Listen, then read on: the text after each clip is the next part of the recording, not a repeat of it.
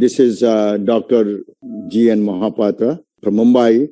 So I welcome everybody to this International Heart Failure Summit 2, which includes HEPREP and HEPPEP on 17th July, Sunday, from 9:30 a.m. to 3:15 p.m. So as you know, a little bit of introductory remark, heart failure is a major public health problem which affects 5.8 million people in US and 23 million people worldwide. So as you all know that heart failure is a clinical syndrome rather than a disease and can occur in patients with reduced ejection fraction, that is called HEPEP and HEPPF, and preserved ejection fraction. So both are equally shared, 50% in HEPEP and 50% patients in HEPF.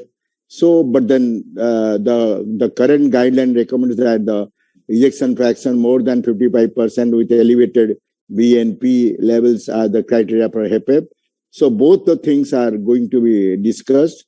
And as you know that I just would like to say something about HEPEP. Even if there are diagnostic criteria and there are biomarkers and all, still the treatment mortality is very poor despite the rising prevalence, because it is 1% more as compared to HEPREP. So despite the rising prevalence, there are limited data to support effective therapies for HEPEP. So with this small intro, as we are going to discuss, we have got introduction, and then we have got clinical sessions, then we have got imaging, then we have got medical management, and then we have got the intervention, and we have new molecules for heart failure these are going to be discussed. So what I would request all the speakers and respected chairperson to conduct the sessions and present as well as, so that nobody should overshoot the time, because we are having the two important international eminent speakers from US, because their time limit is around say 11:30 p.m. to midnight 1:30 a.m. So both of them, Dr. Chandra, Dr. Y. Chandrasekhar and Dr. Naveen Nanda, they have requested that we should stick to the time. So friends, colleagues, to start with the first introduction session chaired by Dr. Padmasri Gulati and Dr. Girish Verma. You know, Dr. Girish Verma is a retired professor in HOD from Kota, and Dr. Padmasri Gulati is from Jhansi. So I would request the chairperson, Dr. Girish Verma and Dr. Padmasri Gulati, to start the first session on introduction. Over to Dr. Padmasri Gulati and Dr. Girish Verma. Thank you. Thank you, sir. Thank you. Thank you. So at the outset, I, Dr. Padmasri Gulati, along with my co-chair, Dr. Girish Verma, would like to thank Dr. Monaria, sir, and Dr. Mohapatra for making us a part of this scintillating International Heart Failure Summit 2.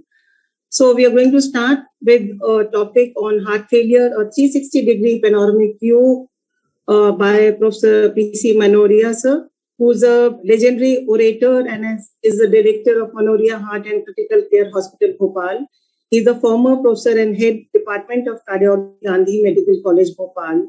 He's been the past national president and past dean of various medical organizations and has been awarded with numerous prestigious awards nationally and internationally. He has organized several national and international conferences and has more than 74 publications to his credit. He has delivered more than 800 lectures in various conferences. So without any further ado, I would request Professor Monaria to take the stage. Dr. Monaria, sir, please.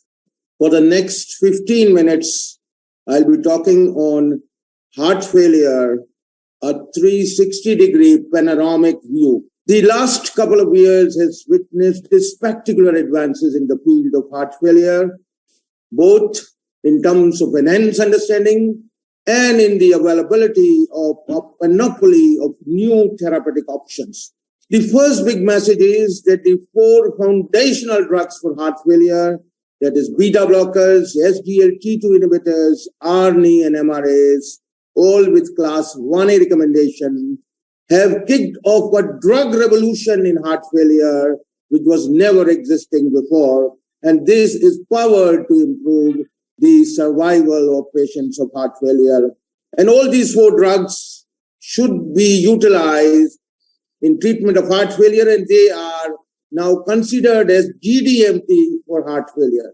The beauty of all these 4 drugs is they provide incremental benefit on top of each other, and therefore they should be utilized. So if you ask me, what is the single big message or the big dicta for treatment of heart failure? It is door to GDMT time. You have heard door to balloon time or door to device time in myocardial infarction. This is the new most important dicta in heart failure, which means when a patient is admitted with heart failure or you are treating on an OPD basis, try to initiate GDMT with all 4 drugs at the earliest. It may be on the first day itself. And once it is initiated, the next dicta, door to maximum dose GDMT time, try to reach the target doses within a short time, preferably before discharge, but not more than 2 or 3 or 4 weeks. And this is important because 1 out of 4 patients hospitalized for heart failure die or is re-hospitalized within 30 days of discharge. And 30-day mortality in ADHF is to the tune of 10%. And here you can see the new sequencing in the treatment of heart failure. Right from day 1, if possible and feasible, you should initiate all these 4 drugs in lower doses and gradually escalate them to their target doses. And if you do so, you can see you achieve a panoply of benefits, as you can see on the screen. And here you can see if you are on a guideline-directed medical therapy in the yellow or the suboptimal medical therapy, there is significant change in the mortality. And if you look at the projected survival in a 55-year-old male, you can increase the longevity by 6.3 years. And if you look at the event-free survival, if you initiate all these drugs at the age of 55 years, the event-free survival is increased to the tune of 8.3 years. And if you initiate at 6.65 years, it is increased to the tune of 6.3 years. The second big message is that after the positive EMPEROR and the PRESERVED and the DELIVER trials, SGLT2 inhibitors can now be utilized across the spectrum of heart failure, irrespective of ejection fraction. And this is a big feather in the cap of SGLT2 inhibitors. And SGLT2 inhibitors, as you can see, the recommendation in HFpEF, which Dr. Mahapatra was talking, is now endorsed by the ACC guideline 202 2ABR recommendation. And MRAs are also endorsed to VBR and ARNI, same recommendation. The third big message is that HFpEF no longer remains an orphan disease after the positive EMPEROR, PRESERVED, and the DELIVER trial. The other big message is there is excellent reverse remodeling by the 4 foundational drugs which had forced the committee members of the Universal Definition of Heart Failure 2021 to create a new subset of improved ejection fraction which never existed before. And this is again a big feather in the cap of the 4 foundational drugs. Another big message is exciting data has emerged from the PROVE-HF trial. It has transformed ICD-eligible patient into ICD-ineligible patient. I'll be showing you the data. And all of us know ICD is a very costly device. And still on top of all these, the drug revolution for heart failure with reduced ejection fraction is poised to postpone device therapy. It means it will postpone ICD, CRT, LVAD, and even cardiac transplantation. So much strong is the drug revolution in heart failure at the present state of time.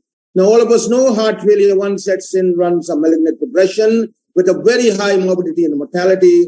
The 5-year mortality is to the tune of 50%. Drug therapy, device therapy blunts this malignant progression and in no doubt improves survival, but does not arrest it. This is because the human myocyte is not endowed with an endogenous capacity for repair. Once dead is dead forever. And therefore, cell therapy has emerged as a very exciting action. But after several years of research, we still do not know it's the end of the beginning or beginning of the end. And therefore, prevention of heart failure has emerged as a big agenda in heart failure, and rightly so. ACC has also endorsed it. Stage A heart failure is now redesignated as at risk of heart failure, and stage B as pre-heart failure, so that you can use various measures to prevent heart failure. The treatment of heart failure basically revolves around drugs, devices, and transplant, but I'll be only talking about drugs for chronic heart failure, as devices and transplant are being covered by other speakers. Now, this is the ESCHF guideline 2021, and I think all of us are familiar with it, so I will skip over. Now, when we look at the evolution of treatment of heart failure prior to SGLT2 inhibitors, all drugs which improved outcome, modulated their action through neurohormonal modulation. You can see beta blockers, AC inhibitors, MRAs, they target the maladaptive neurohormonal modulation, and sacubitril valsartan increased the activity of vasculoprotective natriuretic peptides or the natriuretic peptide system. Now, 2019 initiated dawn of a new era when DAPA-HF trial was presented and was positive and improved outcome, and DAPA laid the first foundation stone for HFrEF. And this kicked off a new era of SGLT2 inhibitors in heart failure. Emperor Preserve, we have similar results in 2020. And now from chronic heart failure, we have trials in acute heart failure, Impulse trial, which again is positive, and other trials are ongoing. Besides this, we have two other pathways, the soluble guanate cyclase pathways and the myosin activator pathway, which I'll be talking to you. So at the present state of time, we have multiple pathways for heart failure, and treatment of heart failure has undergone a revolutionary change. When we look at sacubitril valsartan, these are the landmark trials all of us are familiar with, and these are the landmark trials which paved the approval of sacubitril valsartan in chronic heart failure and acute heart failure. And this is PROVE-HF trial, as you can see. Excellent reverse remodeling by this trial. And this is the data which I was talking, 613 patients, ejection fraction less than 35, all were eligible for ICD. And at the end of 1 year, you can see as much as 61% patients increase their ejection fraction to more than 35, and they become ineligible for ICD. And the ejection fraction undergoes a dramatic change with this therapy. So the new message for ARNI is optimize use of ARNI before ICD implantation for primary prevention of sudden cardiac. SGLT2 inhibitors, they are a panacea for heart failure and a boon for CKD. If you look at the meta-analysis for hospitalization for heart failure, across the board, SGLT2 inhibitors decrease hospitalization for heart failure, whether it's HFrEF, HFpEF, high-risk patient with ASCD or without ASCD, ADHF or CKD. And the benefit is achieved very early, as you can see, and decreasing hospitalization for heart failure is a big achievement in the treatment of heart failure, because every hospitalization, every rehospitalization takes the patient closer to death. This is the Emperor Preserve trial. All of us are aware of this, and it showed a 21% reduction in the primary endpoint of cardiovascular death hospitalization for heart failure, driven by decreased hospitalization for heart failure. Cardiovascular death and all-cause mortality was not affected, and renal benefit was not seen in the reduced trial. All subsets benefit less than 40, less than 70 years, more than 70 years, male, female, all subset of ejection fraction and all other subsets. And we have now the DELIVER trial, which has been reported to be positive and will be presented in near future. DAPA-HF trial, all of us are familiar with it. It showed improved outcome, the primary endpoint, cardiovascular death, hospitalization for heart failure, and urgent HF visit was decreased by 21% with benefit in all-cause mortality and the cardiovascular mortality. And interestingly, DAPA-HF also showed reduction in ventricular arrhythmia, as you can see in this slide. Both DAPA-HF and Emperor showed reduction in hospitalization for heart failure, but DAPA-HF has reduction in all-cause mortality and cardiovascular mortality. And we have the dual SGLT1/T2 inhibitor, the sotagliflozin, which has improved the primary outcome in the pooled analysis by 28%. Same benefit was seen in HFrEF and HFpEF. And sotagliflozin in the SCORE trial showed very interesting data of reduction in non-fatal MI and non-fatal stroke, which has never seen with the SGLT2 inhibitor. We have the impulse trial in ADHF after hemodynamic stabilization, as you can see. So now you can use these agents in ADHF after hemodynamic stabilization. They also improve the quality of life. The mechanisms of SGLT2 inhibitors are multiple, as you can see. I'm not going to discuss. They also decrease interstitial edema, which is one of the important reasons why they show positive results in HFpEF. And they can be used across the cardiorenal continuum. We have the soluble guanylate cyclase pathway, and this is targeted by vericiguat, which directly stimulates the soluble guanylate cyclase pathway and improves and increases the production of cGMP, which provides protection for the blood vessels and the myocyte. And this was tested in the Victoria trial, which has come out to be positive. And you can see a 10% reduction in the primary endpoint of cardiovascular death of first hospitalization, driven by decrease in hospitalization for heart failure, not by cardiovascular death. And the drug has been given a 2BB recommendation for worsening heart failures. Once daily medication, easy to titrate, and usually well tolerated. Monitoring of renal function electrolytes is not required. We have the omecamtiv mecarbil, which activates the myosin activator, and it was tested in the Galactic HF trial, and as you can see, 8% reduction in the primary endpoint of cardiovascular death and HF event, driven by decrease in the HF event. And one must never forget iron deficiency, which is rampant in heart failure, and we have data from several trials. It should be corrected, and this should be regarded as the fifth pillar for heart failure. Vaccination in heart failure is also mandatory, and you can see the data on the influenza vaccination, decreasing CV mortality, the data on the pneumococcal vaccination. So in summary, the 4 foundational drugs for heart failure should be utilized for all patients as they provide incremental benefit on top of each other, and the door to maximum GDMT should be achieved at the earliest, preferably before discharge. The physician inertia should be minimized and patient motivated for long-term polypharmacy to improve survival.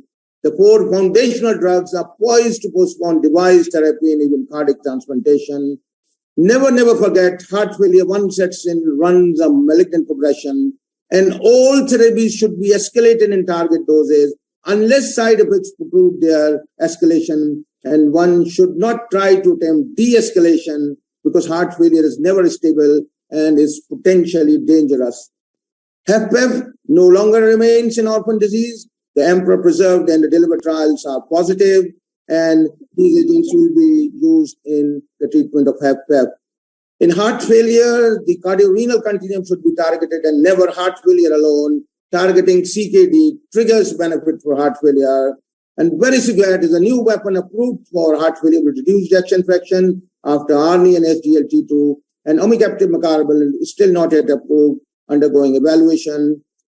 IV iron must be utilized because this is very common deficiency in heart failure, and pneumococcal and influenza vaccine should be given.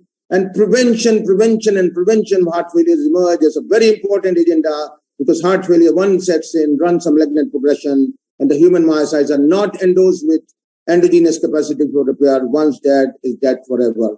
Thank you very much for your kind attention.